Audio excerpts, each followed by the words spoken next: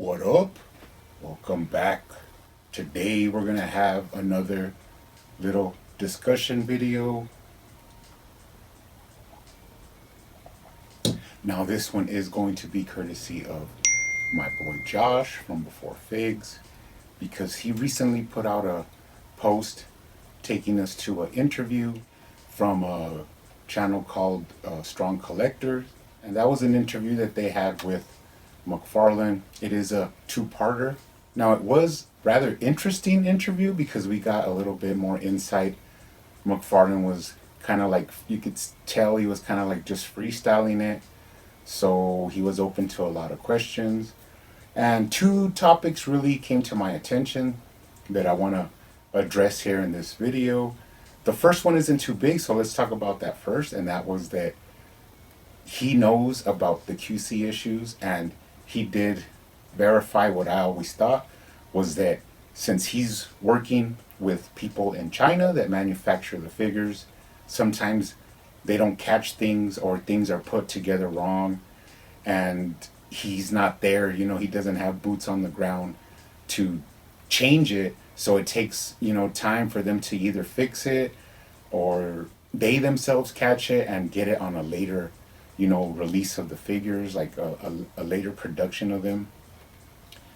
And he did verify this, talking about the year 2 Batman, about the arms, and he did say that he really felt bad, and it was a difficult figure to produce because of the cape and all the details. And then, like I said before, since he's getting this from China, he's not really there in the factories, and they did start getting the issues about the arms that would pop off. But he did say that if you reach out to them, that they did have like some kind of thing set up where you could get an alternate arm.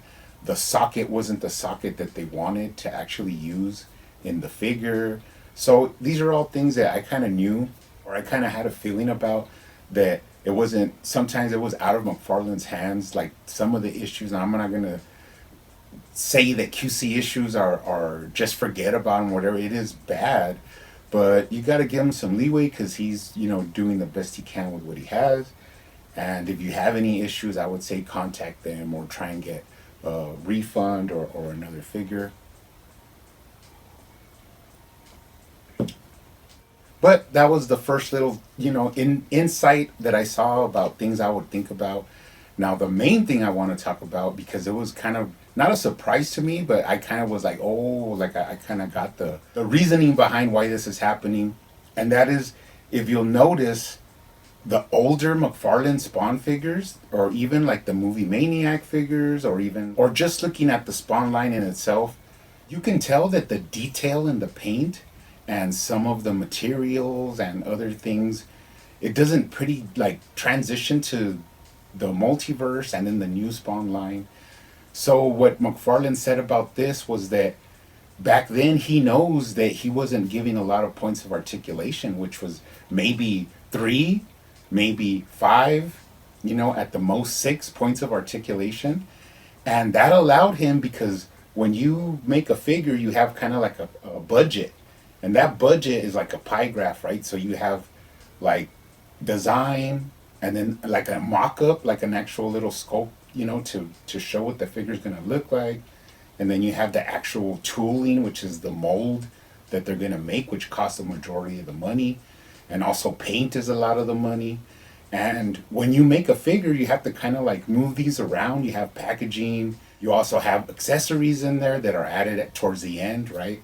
So when you move these things around, you take some from one part and move it to the other, and that allows you to add more details and stuff like that, which is, common knowledge of toy making and in the factory. Also, if you check out Spectre Creative, he talks a lot about this, about each time the brush hits the figure, that's, whatever, 15 cents, or now it's probably $1. And also the different ways that they process toys and stuff like that. The way that toys are actually in process of being made years before they're actually made, although McFarlane does have a quick turnaround because he has his own factory that he uses, so he could kind of try and get them out as quick as he can. But all this points to the same conclusion, and that is that when the figures used to have, like, let's say 5 points of articulation, then he was able to add all that paint detail. Every little, detail was added in there, the washes, all that stuff. Because saving from the tooling, which was the actual articulation, he was able to add all that stuff. But once he started adding articulation, then you start taking from the painting, which also coincides taking from the accessories. So like if you wanted real chains, McFarlane used to always do that.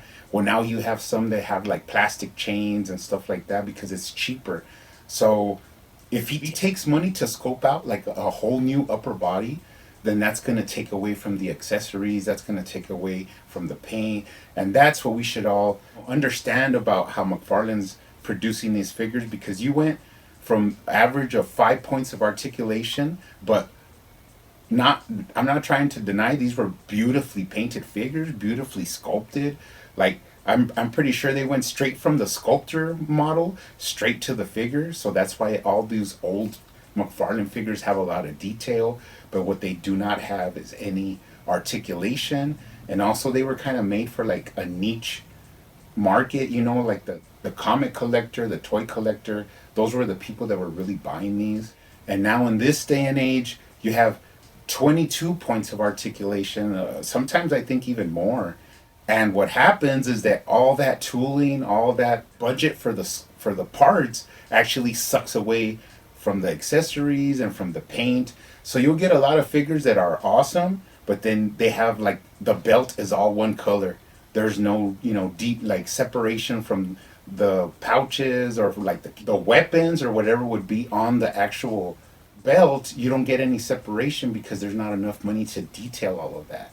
So although this kind of works out for some people, because if you're a customizer, it's no big deal for you. You're like even happy to add, if you get a sword that's just in one mold or with like a minimal from blade to hilt, it's like there's minimal paint.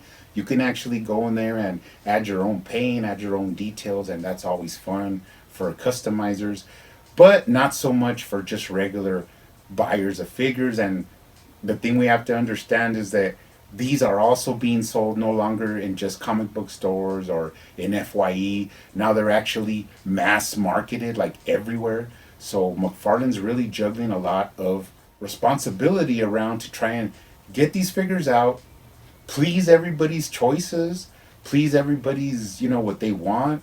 Also please everybody's articulation wants. And then so he has to, pick and decide what is actually going to come out on the final figure. Now, it has been getting a little bit better because I think he has a lot of molds down that now he can reuse, like the wrist joints, and the more molds he makes, the more he has in his pocket to use to make future figures, so that he doesn't have to like remold something, and we can now swap and switch and use stuff for other figures, which will give us a little bit more detail, a little bit more paint. I think the She-Spawn actually came with a real chain, because she was such a small figure that he didn't use a lot of plastic to make her, so he had to add all those weapons and blades and guns. And then I think he put a real chain in there, even though I think the one around her waist is plastic. So like I said before, you gotta give and take. It's not an easy process, but I'm actually pretty happy with the newer stuff that's been coming out.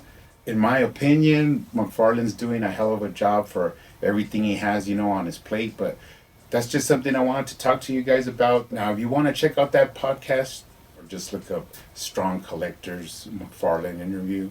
Pretty cool to finally get some insight in the way McFarlane makes his decisions. But you guys take care out there. See you on the next one.